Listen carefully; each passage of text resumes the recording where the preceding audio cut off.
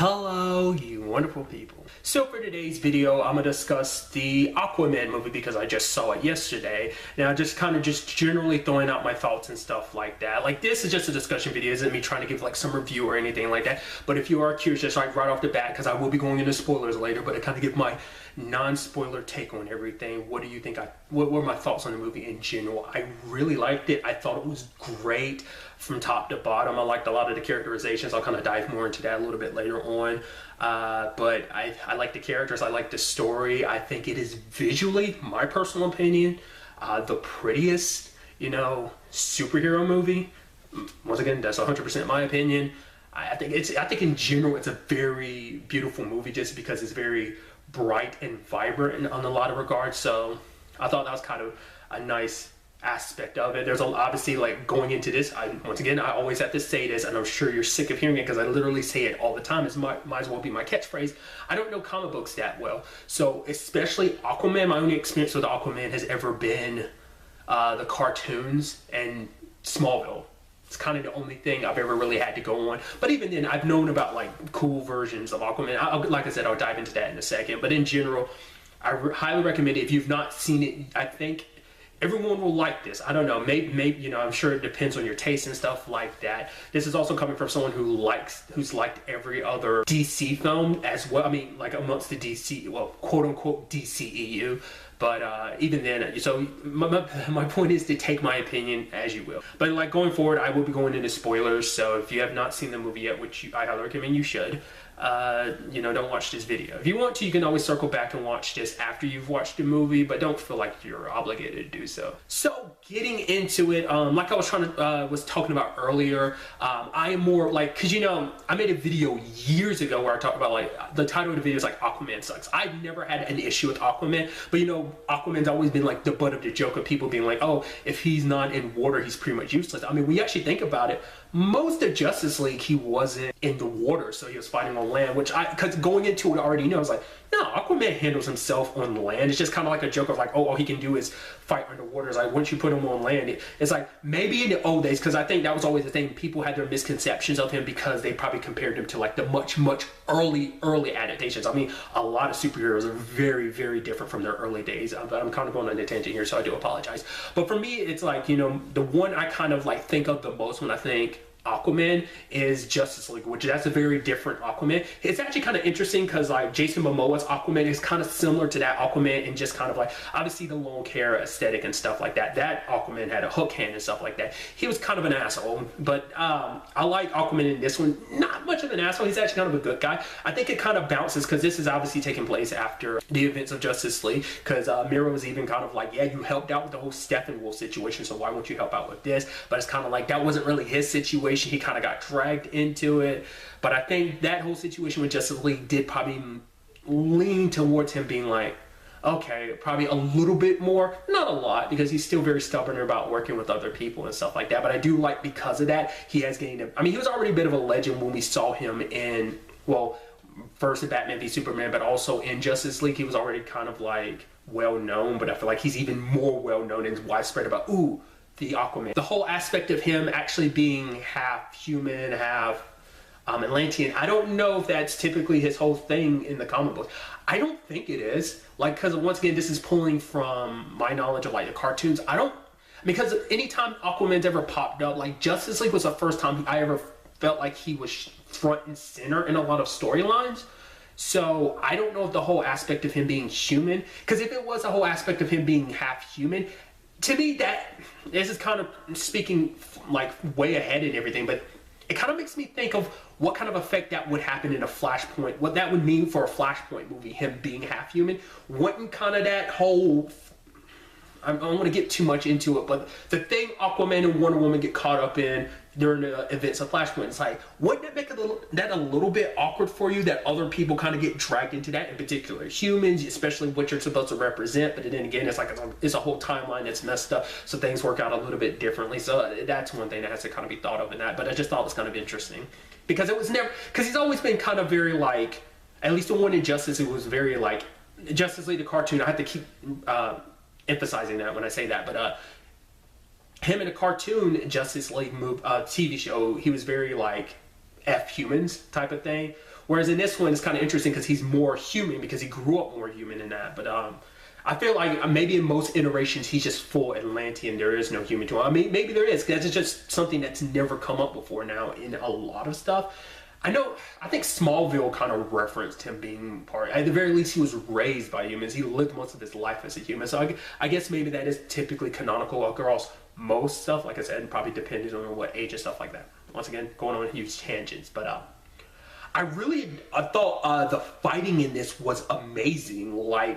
Because I like the undersea battles, because this is our first time really getting to see him fight underwater, and I thought it was pretty dope. Like, the movement was so like nice and fast, and because this is their element. Like, obviously, like, he can handle his own. He's pretty strong on even out of the water, because obviously it seems like bullets and blades typically can't cut through him unless it's like Atlantean metal or something like that, because it seems like it must be made from like stronger material from the technology that they use and stuff like that. So, but it seemed like anything could pierce through his skin, because because he may not be as strong as Superman, or probably not nearly as strong as Wonder. He might be able to kind of balance with Wonder Woman, because she's half god, whereas so maybe that kind of tips the scales more in his favor of being kind of borderlining on the same level. I still think Wonder Woman's stronger.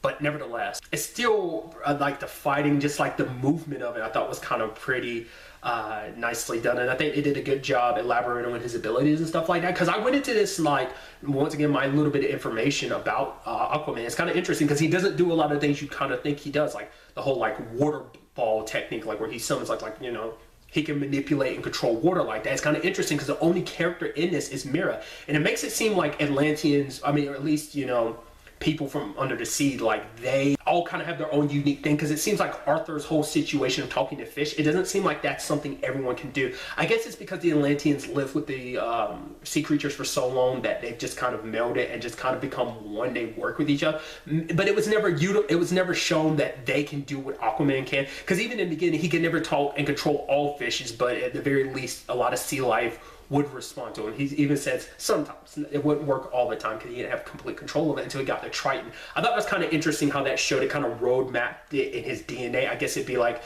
the Triton, I guess, because that's why I'm like King, was it Alta, like the original king of Atlantis?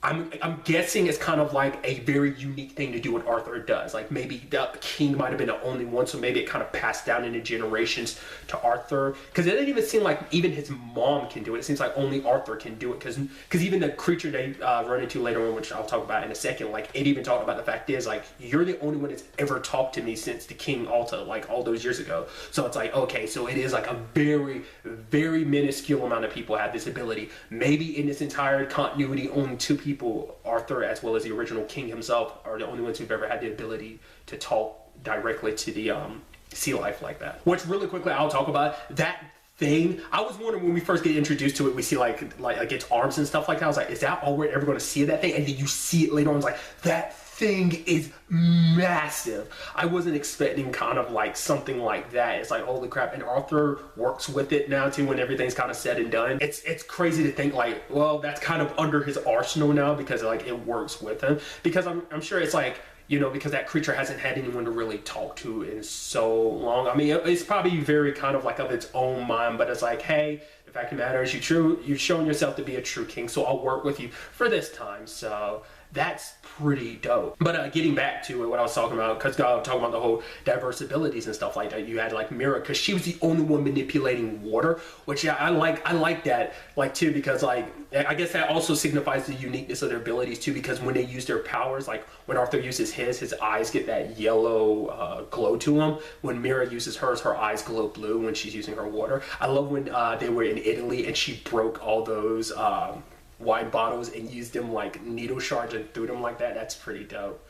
So it makes you wonder, since she has that ability, does her dad have it? Her dad never used it in the movie, so it makes me wonder if that's the case or not. She might be the one who eventually teaches Arthur how to do it, because like, Aquaman only does like the spinning staff that he learned from Willem Dafoe's character. What is it, like Volcrum or Volum, something like that. I'll just refer to him as Willem Dafoe's character. That whole spinning the Triton thing was kind of pretty dope. I wonder, is that kind of stepping towards that? Because like, is it just like spinning the Triton in such a fast way that it creates a shield around you? Is it like because you're spinning so fast that the air does it, or does it like, you know, suck up the moisture in the air to create like this vacuum around?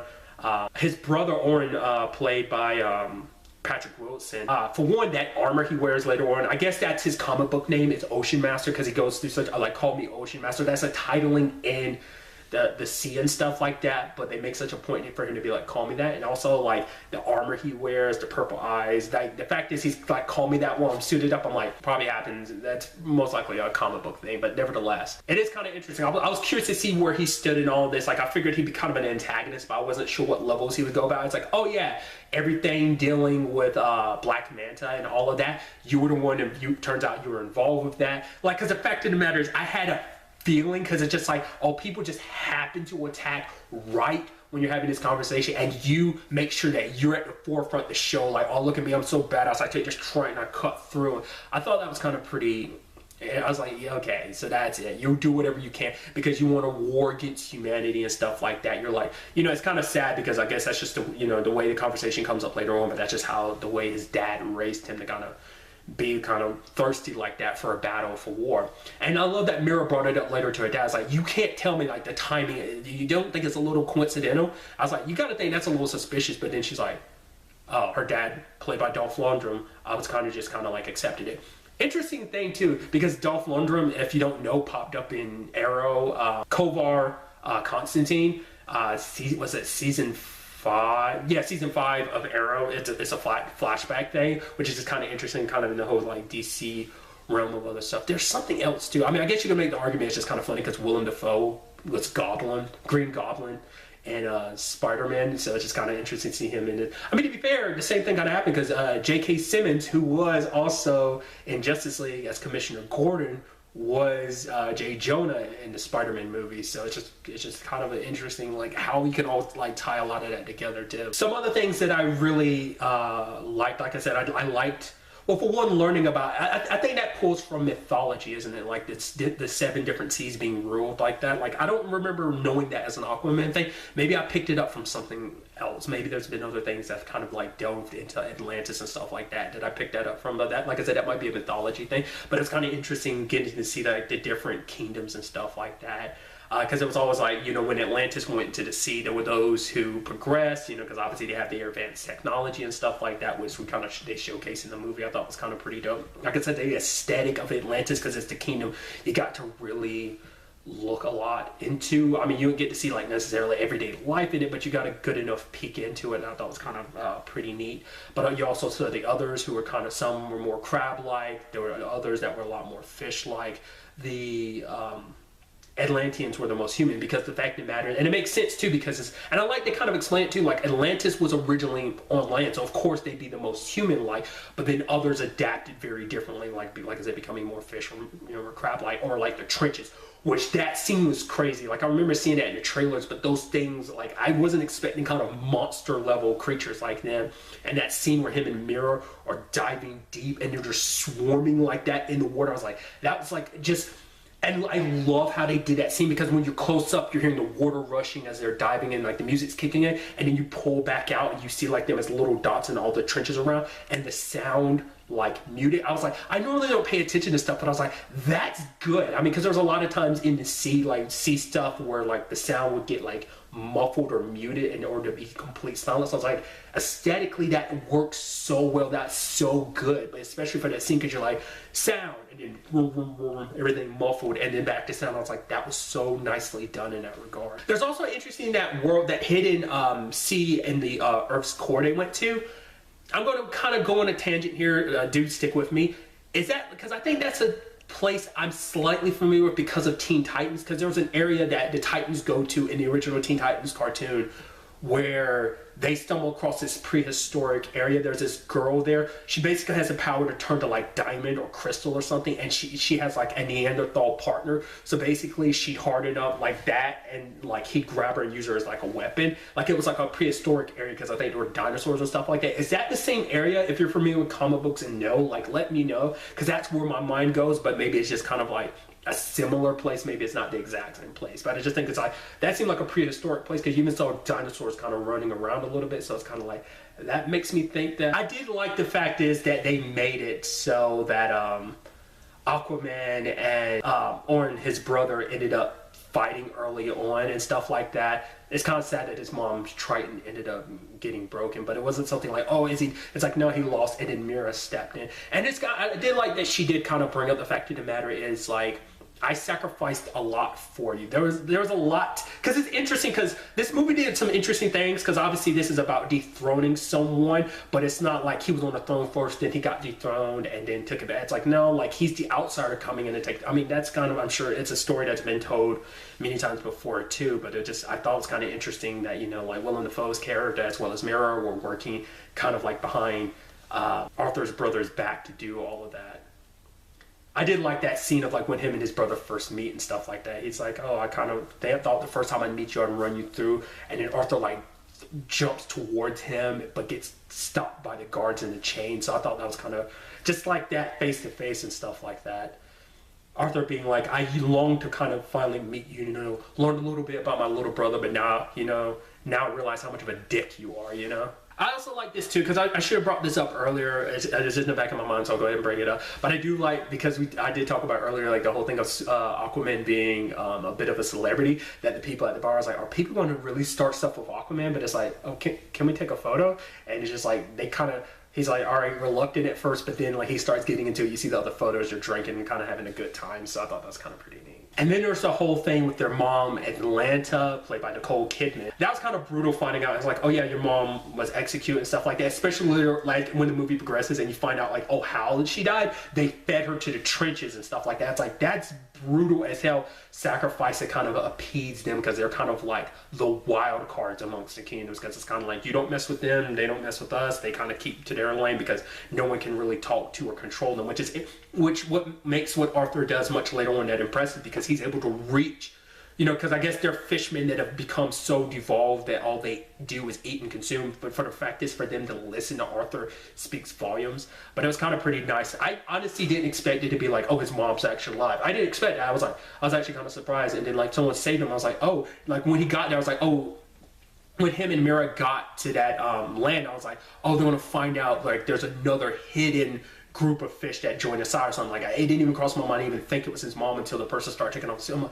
It's going to be his mom. It's like, oh, that was actually kind of surprising for me. Maybe some people saw it coming. I personally did. I also, you know, kind of playing into like the whole like Mira and Arthur chemistry, which I thought that was kind of really nice. I like the back and forth that they had, kind of like not liking each other, well, at least Mira not liking Arthur at all in the beginning. It's kind of interesting because I'm sure when he found out like, oh, she's betrothed to my brother or whatever, like, you know, that's his fiance and stuff like that, it probably made him think of his mom's situation, because his mom was kind of in an arranged marriage type of situation, and she couldn't be with his dad because it's like the king at the time was like, no, you're mine, you know, can't believe you had a child with someone else, jealousy and stuff like that. So that was just kind of sad, because I'm sure you couldn't help but think. Arthur never really commented on it, but I'm sure that probably at least some point in time came into his mind. But I like the chemistry between them and everything. Getting back to what I was saying, just kind of like the back and forth between them and kind of enjoying each other. So not liking each other at first, but over time kind of,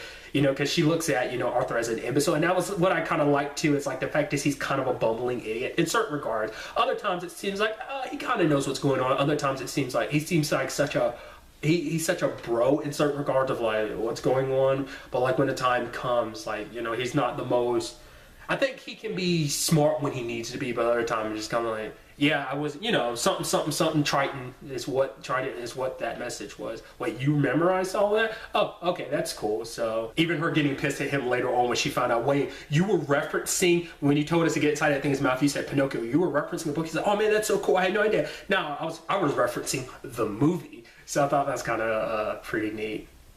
I didn't talk about it a lot, but the fishman design aspect of like them wearing that armor and stuff like that was so cool, and I like that. And I like that it plays into it, like the whole aspect of some people below can survive on land while others can't. That was kind of pretty dope, kind of like their way of being like, oh, this is a warning when they washed up all the junk and all the submarines and warships onto land all across the world. I thought that was kind of like well done and just kind of like a message to kind of get the whole world looking. Because there's that actor, what's his name? I want to say it might be Josh Randall. It's something Randall. I want to say it might actually be like Daniel. The actor, he popped up in Ant-Man and the Wasp. He was the FBI agent, the main FBI agent, and that kind of another interesting Marvel and DC turnaround in that regard. But I love him being like, no, the Atlanteans are a real thing and stuff like that, but no one else really kind of believed him about the whole thing. Just kind of interesting because that ends up seeming like that's tying into... I love it because it just seemed like a little thing, but then at the end you kind of find out like, oh no, that might potentially swerve into a lot of other stuff, the whole Black Manta thing, which I'll get to in a second because I haven't talked about that at all. But the fact of the matter is, kind of going back to what I was saying, the whole Atlantean suits and stuff like that, you know, I thought were kind of pretty cool. Like obviously the weaponry, it's kind of interesting because like the only experience I have with Atlantean weaponry is Young Justice. Aqualad's weapons I thought were the coolest because they're weapons that obviously manifest as like water. So it's just kind of like, in this they were legitimately like blades and stuff like that. But what's really interesting, kind of going to Black Manta, I was curious like how that whole situation was going to be set up, because I don't think Black Manta's story in this is typically his in the comic books, because I think he is an Atlantean, because it's kind of spoilers, but I do know this once again just because of Young Justice, that Black Manta is Aqualad's dad.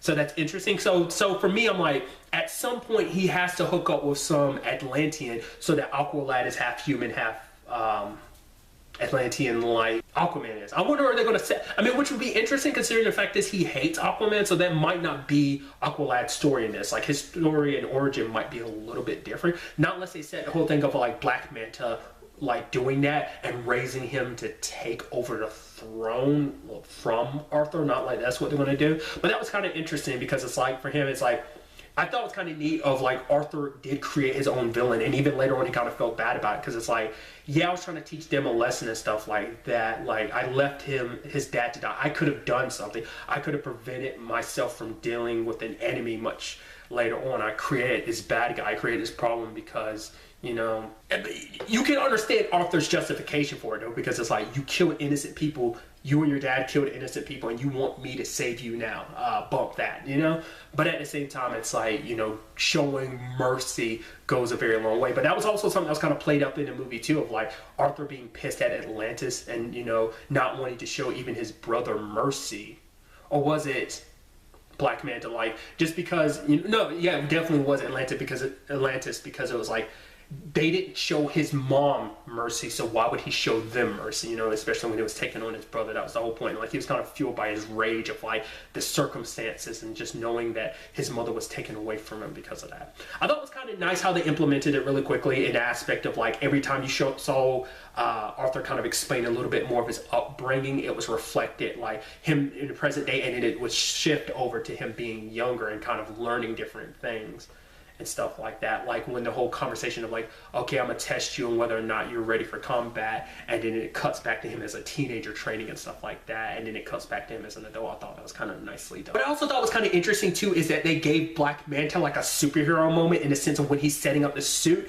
Like that was a situation of like, oh, this is superhero working on their suit and stuff, like the good guy of the movie working on their suit and having shenanigans of like, oh, the laser blasting like that, and it's like, huh, I need to make the helmet bigger. It was just nicely done in that regard. Because I was wondering how this movie was going to balance that, because I knew Black Manta was in it, but I was like, how do you balance that storyline with already kind of like the main antagonist with Patrick Wilson's character? But it's like, oh, you do that by making those two stories kind of the same, while also making Black Manta's situation kind of dealt with. That was kind of interesting. That battle was pretty brutal, because like that was the most messed up you saw Aquaman ever get, because like his arms were kind of burnt and stuff like that. So that was also pretty brutal of like Aquaman like swinging those the ball and chain things and then wrapping around Black Manta's neck, and then like one of the balls is right there when he's firing, and it just causes like a big explosion front, and literally falling down and hitting every rock before he hits the water. It was just a brutal fight in general. So now obviously the end of the movie sets up the fact is he's still around and stuff like that. And that's what they also got to note too. I mean, for one, like, just like, obviously there were lives lost in this whole situation, all the battles and stuff like that, which that war, like, you know, the end, like, the final, like, act of the movie, like, that big battle and stuff like that was big, explosive, and expandable, because it's kind of interesting, because technically there were 3 sides, because it was the 2 sides that were fighting, and then, like, Aquaman comes in to kind of bust things up, and then some of the fish life that were on the other side, he got control of them and everything, so I thought that was kind of interesting. I meant to bring this up earlier, but how I interpreted that scene was kind of like, oh yeah, like I said, it unlocked all the potential that was already in him to talk to every other animal, sea creature, but I was also thinking maybe it's like, it imbued him with the knowledge, the language of every creature so that he can understand them and they can understand him. I thought that was kind of like my way of kind of understanding that too. You know, I guess there's multiple ways to kind of interpret that scene in that regard. Either way, it kind of all leads to the same point, but still. But what I was going to say too is what I thought was kind of impressive about this movie as well is none of the major villains are dead. His brother's still alive, Black Manta's still alive, and I think that speaks volume because that's always the thing of like superhero movies. Do you kill off your main villain or do you still keep them around? Because I'm curious to see what they end up doing the whole thing with him and his brother, like, because his mom came back to kind of talk to him, and even, you know, when it's all said and done, Arthur's like, the fact of the matter is we can, like, when you're ready to talk, I'm here. So he's willing to kind of listen to his brother, which his brother wasn't willing to listen to him, and it just, I'm interested to see what ends up happening in that regard. I mean, we might see a team up between them later on, especially with the whole Black Manta situation.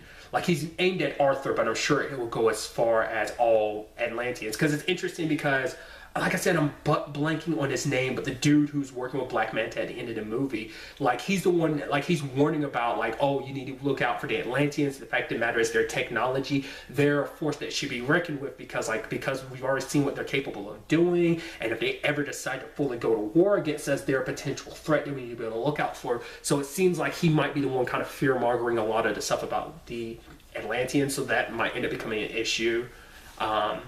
Fuel for the fire for future stuff when it comes to all of this tensions between the human world and the Atlantean world. It's going to be interesting going forward, seeing, you know, what kind of king Arthur's going to be. I don't know 100% of what the lineup is going to be for the DC movies going forward and stuff like that with this whole quote-unquote DCEU situation, but from what I've seen, generally, like, a lot of people like this movie. I think it's done pretty well, so I think, you know, the likelihood of a sequel is probably very high at this point in time, I'd assume, because I'd be very excited to see a sequel, but I'm curious, like, what the next movie might be. It might be another Justice League type of situation, or maybe it'd be more set up movies for other stuff. I'd be curious to kind of see how they end up handling that. But like I said, I loved and enjoyed the movie. As my first instance of, like, really kind of diving into the character of Aquaman, I think it did a very good job of kind of really getting to know him as well as all these other characters it's set up. So I'm very interested to kind of see where that all takes us,